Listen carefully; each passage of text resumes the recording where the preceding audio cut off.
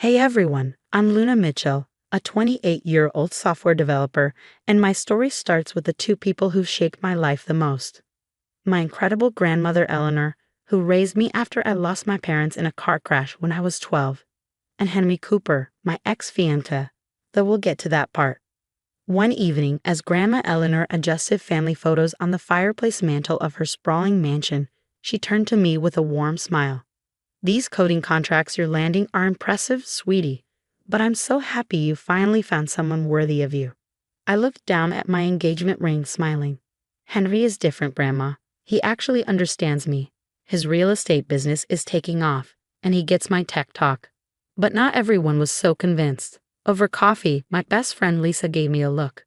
"I don't know, Luna. Something about Henry seems off. It's like he talks about all these big deals but never really shows proof." I brushed it off with a laugh. "Not everyone needs to post their wins on LinkedIn, Lisa. He's just private about business." Then there was Rachel, Henry's sister, who hovered around like a new best friend. "Luna, darling, have you chosen the venue yet? Henry is just so excited for this wedding. Oh, and you may want to consider a prenup with Eleanor's fortune and all." I remember snapping back, "That's none of your business, Rachel." One evening, Grandma Eleanor surprised me with an unexpected announcement. "Luna dear, I want you to have early access to part of your inheritance. Let's make this wedding everything you've dreamed of." Henry's eyes lit up when I told him the news. Meanwhile, Marcus, Henry's best friend, was always around, a cheerful presence during our wedding planning. "Henry can't stop talking about you, Luna. I've never seen him so invested in a relationship." Yet Rachel's husband David was quiet, always watching, especially when Henry and Rachel had their whispered conversations. Once he muttered to me, "You're good for this family," with a look I couldn't quite interpret. Wedding planning consumed 6 months of my life. Henry convinced me to open a joint account for wedding expenses. "Practice for our future," he called it. I was so in love that I agreed to everything. 300 guests. I asked, seeing the guest list he prepared. "Eleanor's connections will be great for my business," he said with a grin. "This isn't about business, Henry. It's about us," I reminded him. "Of course, babe," he said, kissing my forehead. But his eyes flicked to the inheritance papers on my desk. Grandma Eleanor was thrilled, helping with every detail. "You'll be the most beautiful bride, sweetheart. I can finally rest easy, knowing you'll be taken care of." I just smiled, hanging up my wedding dress, ready for the biggest day of my life. If only I'd known what was coming. On the day of the wedding, I stood in the bridal suite, my hands shaking as I checked my phone for the 100th time. 300 guests waited, but Henry wasn't answering. "He's probably just stuck in traffic," Lisa said, though I could hear the tremble in her voice. Minutes turned to hours as the whispers outside grew louder. Then Marcus burst into the room, his face ashen. "Luna, I'm so sorry." "Henry, he's gone. He left with Emma, Rachel's friend from the yoga studio." The room started spinning. "What do you mean gone?" I whispered, feeling the words hit me like a punch. "They took a flight to Cancun this morning. Rachel knew. She's been helping them plan it." The world blurred around me. I barely registered the guests drifting away with pitying looks or Lisa holding me as I broke down. Then a scream echoed from the reception hall. "Call an ambulance. Eleanor's collapsed." The hospital waiting room was a haze of fluorescent lights and beeping machines. A doctor finally approached me with a grave expression. "Miss Mitchell, your grandmother suffered a major heart attack. The stress triggered an underlying condition."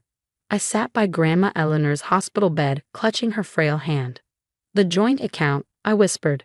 "It's empty. Henry took everything. Everything we saved for the wedding." Eleanor's voice was faint but fierce. "Get my lawyer now." The lawyer arrived, and Eleanor's hands shook as she signed. "I'm changing everything, making it ironclad. He won't get a penny." David, Rachel's husband, visited me that evening, delivering the final blow. "Luna, Henry's real estate empire is all fake. He's never closed a single deal. The office he showed you, rented for show. The cars, leased under fake names." "How long have you known?" I asked, my voice barely a whisper. "Too long," he admitted. "Rachel's been covering for him, helping him scam people. I've been gathering evidence for weeks." I watched Grandma Eleanor fade, her last words haunting me. "Don't let them win, sweetheart. Show them what a Mitchell is made of." The day she passed, a package arrived, a final gift from her. Inside, I found proof of everything. Henry's debts, his fake business documents, emails between him and Rachel planning the entire scheme, and the deed to the mansion along with documents for my inheritance, $5 million and 3 properties. David had found it all in Rachel's office. "It's time everyone knew the truth," he said quietly. That night, I sat alone in my apartment, surrounded by wedding gifts I'd have to return. As I read through the lawyer's documents, I realized how far Grandma Eleanor had gone to protect me, even after her death. Lisa visited, and as she watched me reviewing the evidence, she asked, "What are you going to do?" I looked at the mountain of lies David had uncovered, feeling my resolve sharpen. "I'm going to make sure they never do this to anyone else." A year later, my life looked different. My tech startup had taken off, and I gained 30 pounds of self-worth. Henry showed up at my office one day, uninvited, looking worn. "Luna, I made a mistake," he stammered. "Emma, she wasn't you. She left me after spending all your money." "There it is," I said, rising and smoothing my designer suit. I gestured to security, but Henry wasn't done. Rachel started lurking too, popping up like a concerned friend. "Luna, sweetie, Henry's changed. And let's be honest, that inheritance should be shared. You two were practically married." Then came the lawsuit. Henry claimed common law partnership rights, saying we'd shared finances and lived as a couple. My phone buzzed one morning as Lisa burst into my office. "Mrs. Henderson called. Rachel's telling everyone at the country club that you manipulated Eleanor into changing her will on her deathbed." And then Marcus appeared at my door, guilt etched on his face. "Luna, I can't keep quiet anymore. I overheard Henry and Rachel the night before the wedding. It was all planned. You weren't the first. 3 other engagements in different states, all broken off after he drained his fiancé's wealthy families." I was stunned, but then my phone rang. It was David. "Luna, meet me at the diner on 5th. Bring your phone." At the diner, David slid a USB drive across the table. I planted a recorder in Rachel's study. "Listen." I slipped in my earbuds and Henry's voice crackled through. "Once we file the lawsuit, she'll settle. No one wants their family's dirty laundry aired in court." Then Rachel's voice. "The rumors about Eleanor are working. People are already questioning Luna's character." Henry chuckled. "With my charm and your connections, the judge will see we were practically married. Those fake documents you made about us living together. Perfect forgeries. Luna won't know what hit her." My knuckles turned white as I gripped the table.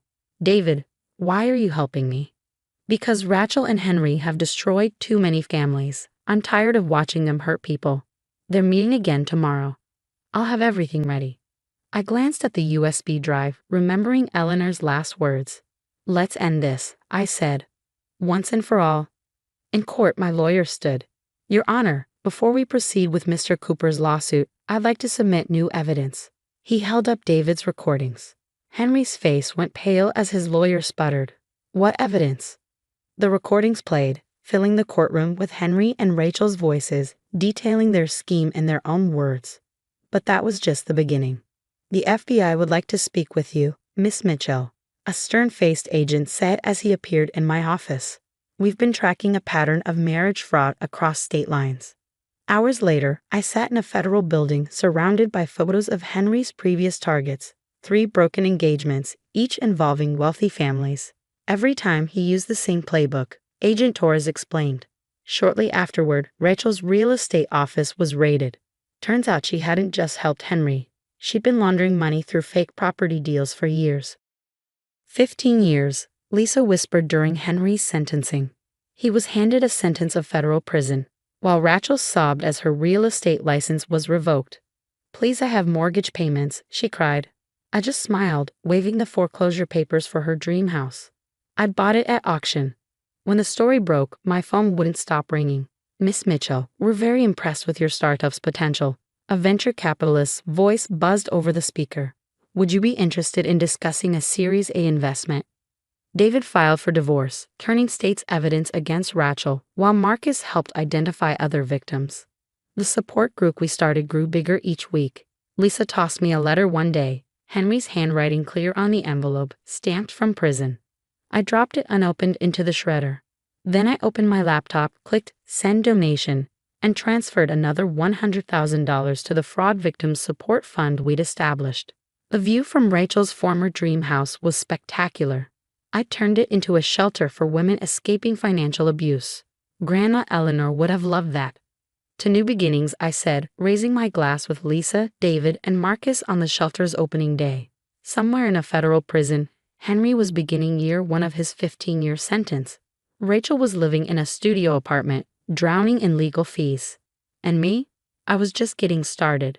My company's IPO was next week. So what would you do if you discovered your ex kept evidence of their previous scams? Would you turn them in immediately, use it as leverage, or wait and plan like I did? The hardest part wasn't the wedding day betrayal.